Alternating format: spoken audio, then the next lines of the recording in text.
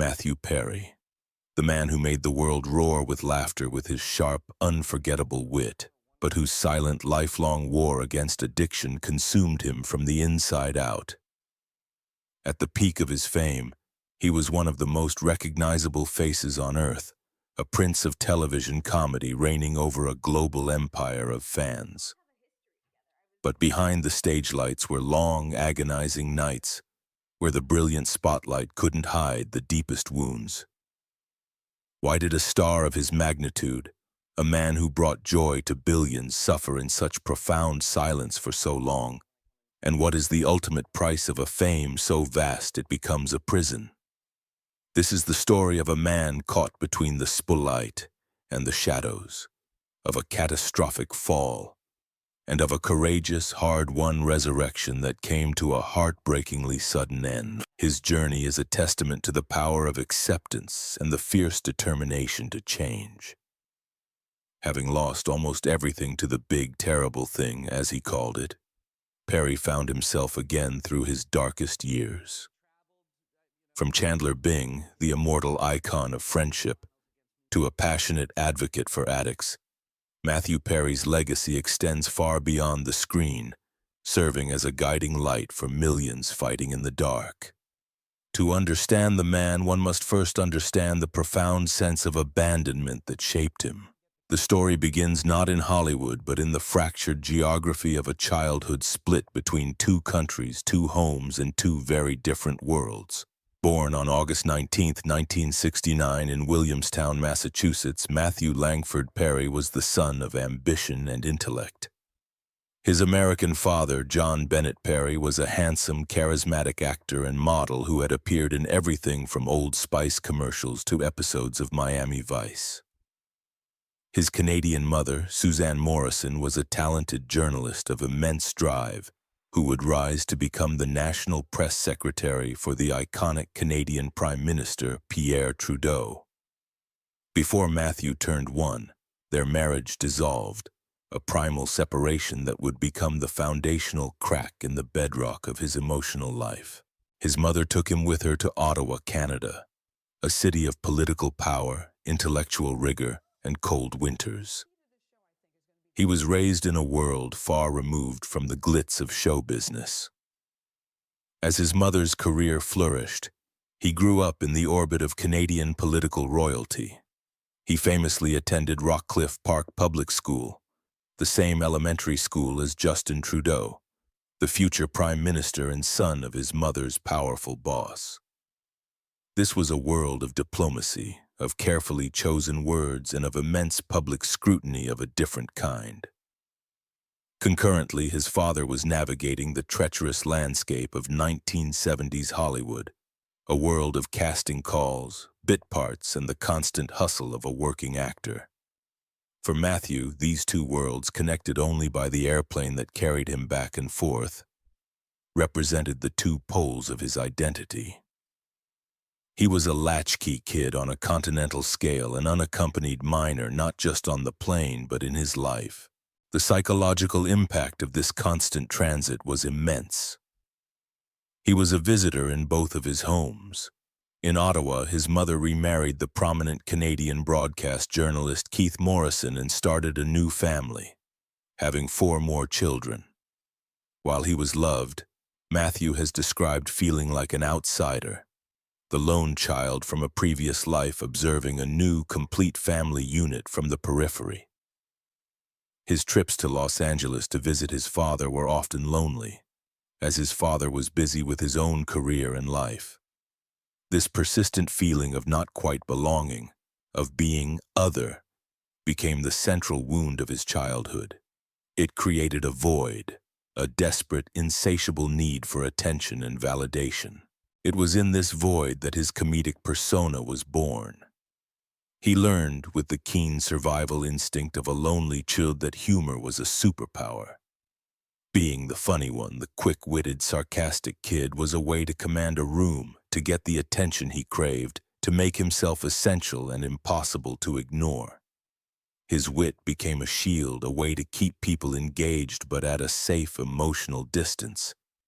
He was building the character of Matthew Perry long before he ever saw a script.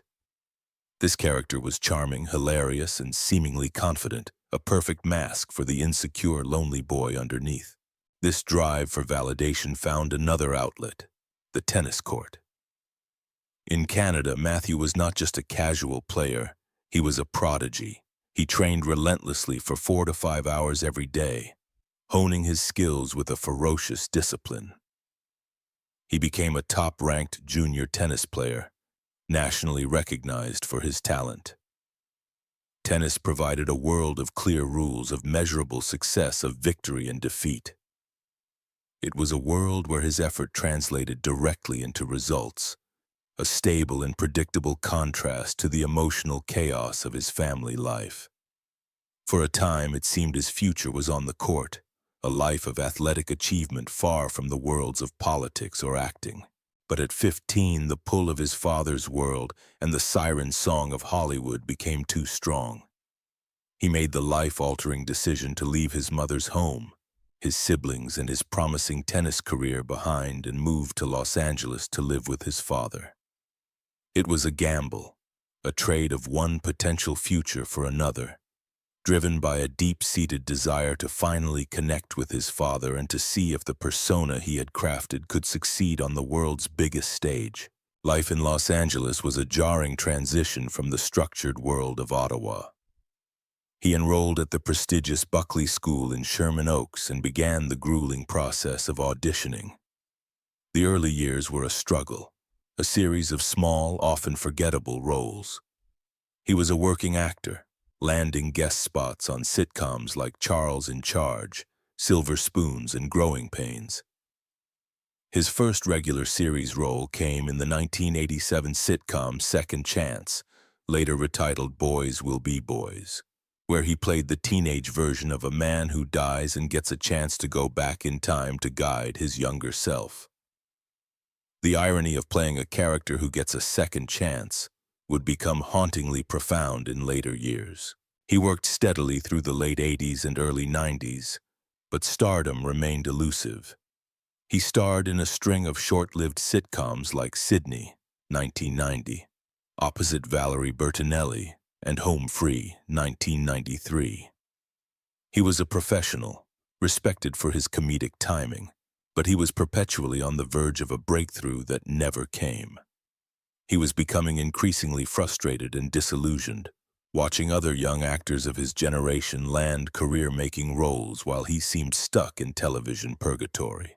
He was on the verge of giving up, so much so that he channeled his frustration into writing his own sitcom pilot, Maxwell's House, about a group of 20-something friends simply to create a great role for himself. He was about to pitch it to a studio when he was handed another script for another pilot about a group of 20-something friends. The show was then called Friends Like Us. He read the part of one character, a sarcastic, witty, and emotionally guarded man named Chandler Bing. And in that moment, his entire life and the landscape of television comedy changed forever. He recognized the voice. It was his own.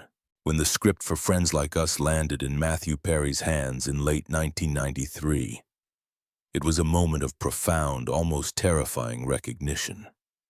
He was 24 years old, professionally adrift, and deeply insecure about his future. As he read the breakdown for the character of Chandler Bing, a man who uses sarcasm and wit as a shield to mask his deep-seated insecurities stemming from his parents' traumatic divorce, he felt a shock of connection. It wasn't just a character. It was him. The defense mechanisms, the emotional unavailability, the desperate need to be the funniest guy in the room as a way of deflecting intimacy and pain. It was a psychological blueprint of his own life. He knew with an unshakable certainty that he was born to play this part. There was just one, seemingly insurmountable problem. He was not available.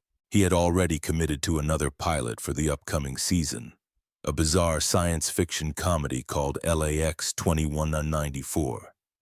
The show was about baggage handlers at the Los Angeles airport in the distant future who dealt with the luggage of aliens.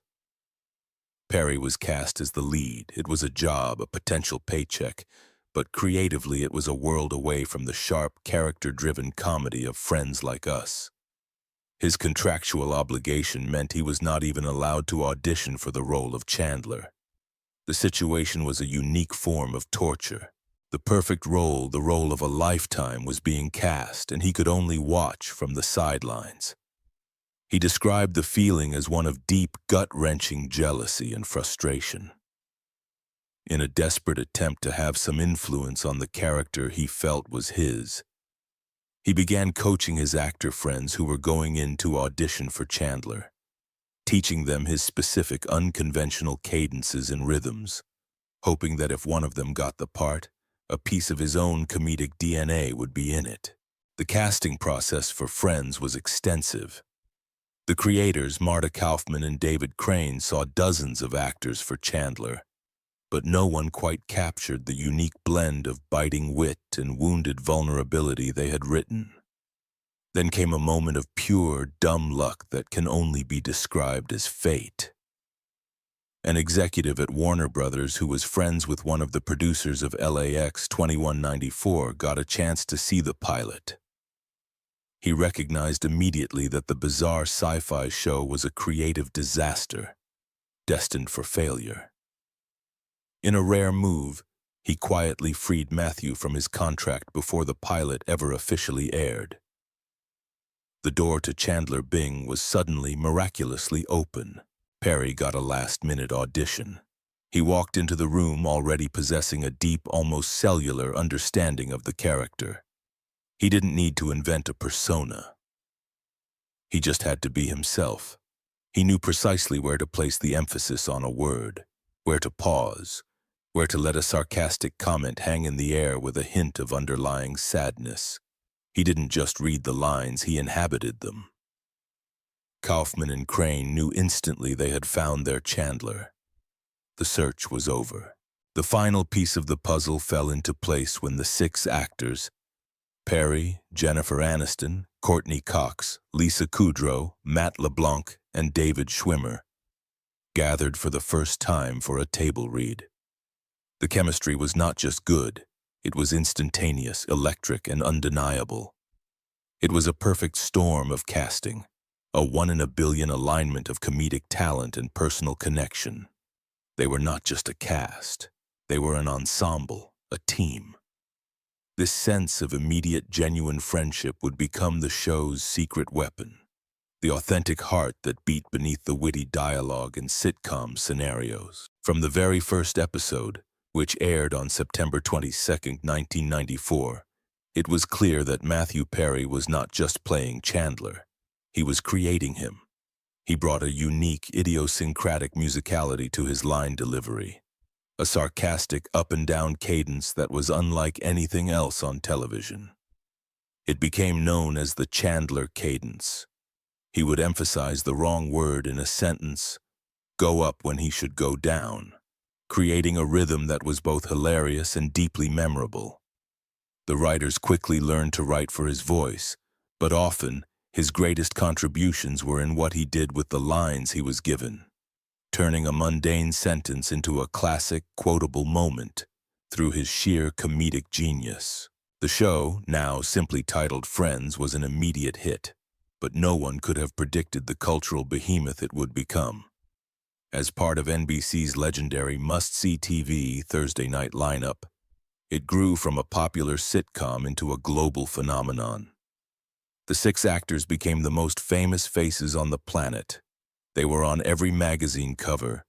Their hairstyles were copied by millions, and their on-screen lives became a global obsession. They were a cultural touchstone, defining friendship, love, and urban life for an entire generation. For Matthew Perry, the boy who had spent his life feeling like an outsider, a child of divorce shuttling between homes, this was the ultimate validation. He was not just the funny guy in the corner anymore. He was the beloved, witty heart of the most popular show in the world. He had found his tribe. His dream, the one he had chased since he was a teenager, had come true in the most spectacular way imaginable. And it was at this precise moment of ultimate triumph that his life began to unravel. The big, terrible thing, as he would later call his addiction, had been a quiet, manageable presence in his life. He had started drinking at 14. But the sudden tidal wave of fame that came with friends was a trigger unlike any other. The level of public recognition was jarring and terrifying. He couldn't go anywhere in the world without being recognized, without being expected to be Chandler. The attention he had so desperately craved was now a suffocating 24/7 reality. He described the feeling not as joy but as a profound sense of panic, a fear that he would be found out, that he didn't deserve this success and that it could all be taken away at any moment. He began to drink heavily every single night as a way to numb this overwhelming anxiety. The paradox at the center of his life was staggering and brutal.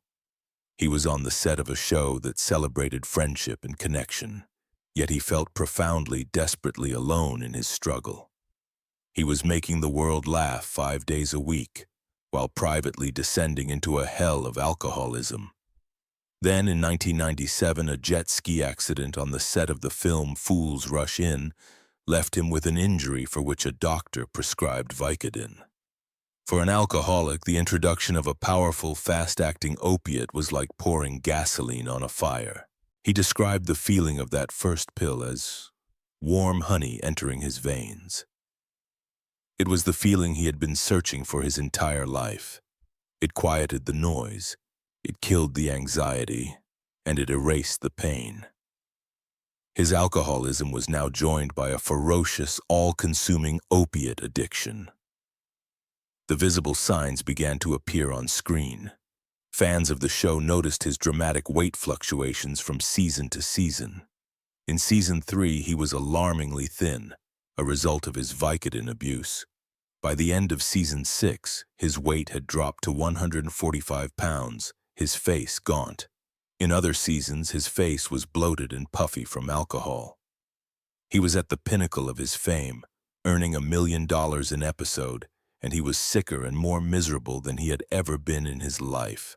The life of Matthew Perry during the 10-year run of Friends was a study in profound, almost schizophrenic duality. To the hundreds of millions of people who tuned in every week, he was the master of the witty one-liner, the king of the reaction shot, the emotional, sarcastic heart of the most beloved group of friends in the world. He was at the absolute pinnacle of his profession, a multimillionaire, a household name, and a globally adored television star. But behind the closed doors of his dressing room and the walls of his succession of luxurious, sterile homes, he was a man in a desperate and often losing battle for his life. His addiction was not a linear descent.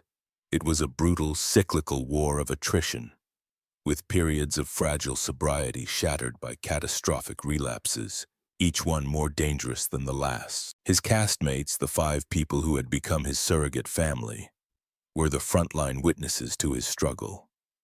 They were not naive to the realities of addiction, but the sheer scale of Matthew's disease was terrifying.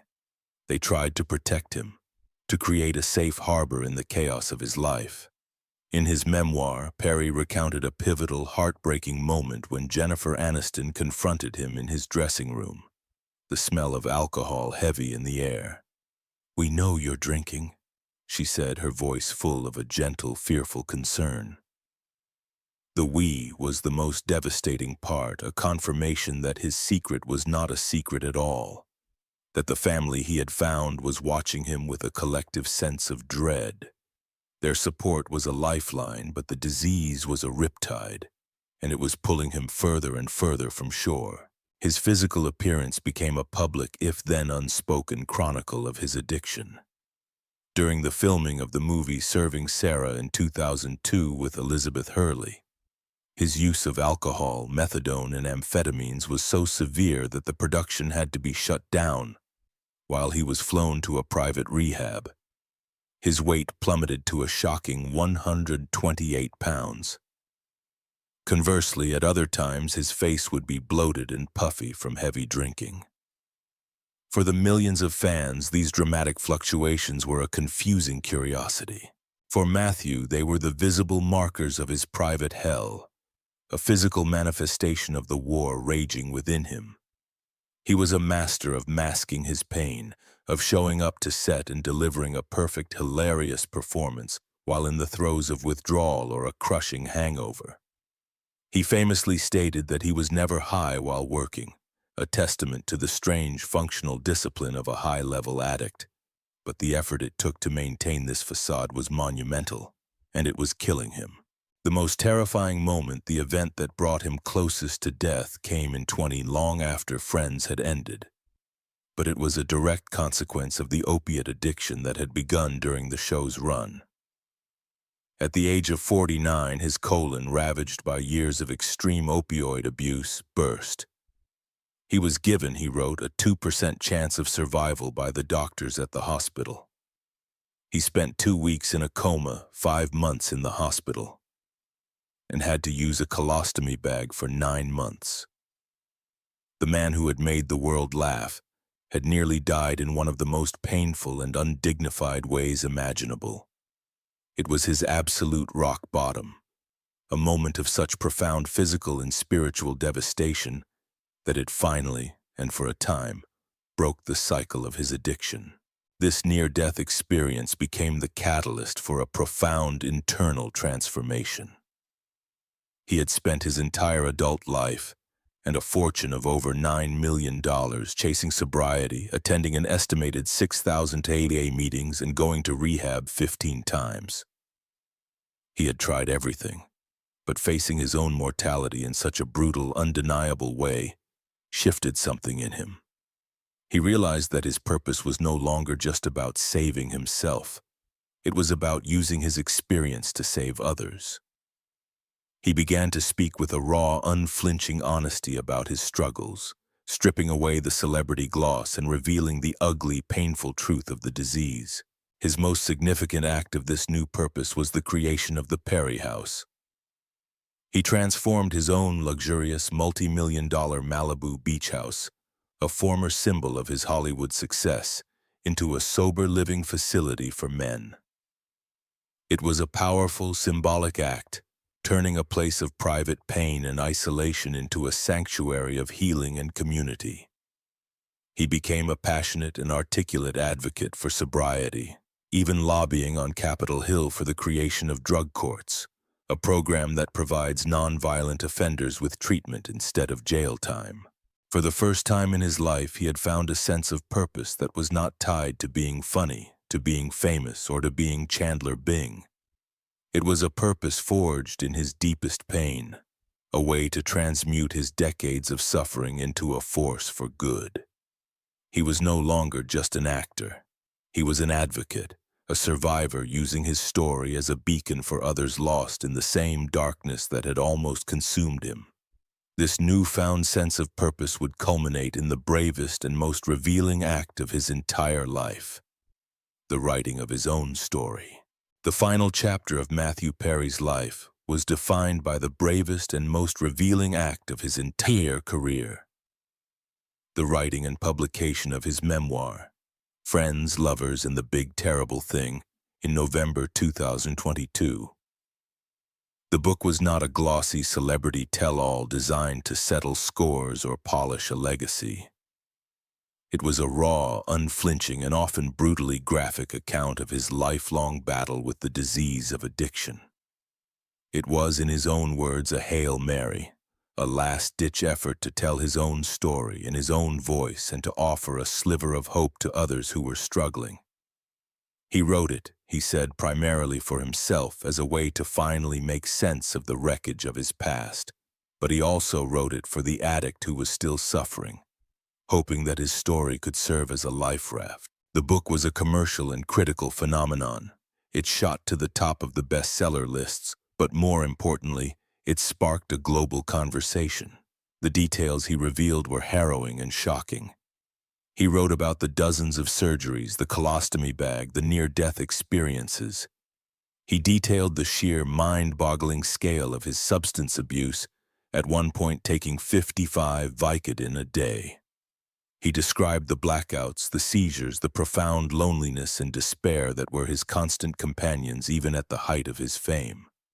He laid bare the ugly, unglamorous, and deeply painful reality of addiction, with a level of honesty that is almost unheard of from a celebrity of his stature. The memoir was his ultimate act of self-reclamation. For decades, the world had watched his struggles through the distorted, speculative lens of the tabloid media. His weight fluctuations, his trips to rehab, his public stumbles, they were all treated as fodder for gossip, chapters in a sad but entertaining story of a fallen star. With his book, he ripped back the curtain, exposing the raw, agonizing truth behind the headlines. He was no longer the object of the story, he was its author, its narrator. It was a courageous act of taking control, of refusing to be a silent victim of his own narrative. The public response was overwhelming, a tidal wave of empathy and admiration for his bravery. For the first time, the world was not laughing at his jokes but listening to his pain. In the final year of his life, following the publication of his memoir, Matthew Perry seemed to have finally found a measure of the peace that had eluded him for so long. The book's success and the outpouring of love and support he received seemed to have lifted a great weight from his shoulders. He was no longer hiding. He was actively engaged in his recovery, passionate about his advocacy work, and looking to the future with a sense of hope. He spoke of wanting to fall in love, to have a family. He was playing pickleball, a new passion that brought him joy and a sense of healthy community. To his friends and to the public, it seemed that he had finally, after a lifetime of struggle, reached a place of stability. This hard-won peace is what made his sudden, tragic death all the more heartbreaking. This brings us back to that quiet, serene Saturday in the Pacific Palisades. The man who died in his hot tub was not the desperate, tormented addict of his past. He was a survivor, a man who had been to hell and back and had lived to tell the tale. He had used his pain to create a legacy of hope and advocacy.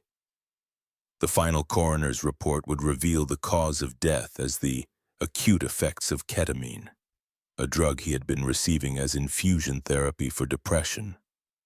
But the levels in his system indicated a more recent recreational use.